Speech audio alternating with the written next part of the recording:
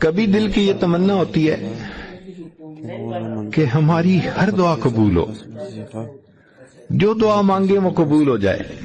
تو مجموع الزوائد میں اور جامع الصغیر میں اس حدیث مبارکہ کو روایت کیا گیا۔ عبادہ ابن صامت عنہ فرماتے ہیں کہ جو شخص 27 مرتبہ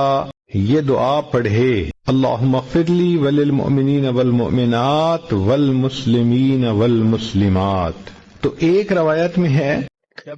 کہ جتنے دنیا میں ایمان والے مرد اور عورتیں ہوں گی ان کی تعداد کے برابر اس کو نیکیاں ملیں گی۔ اب دیکھو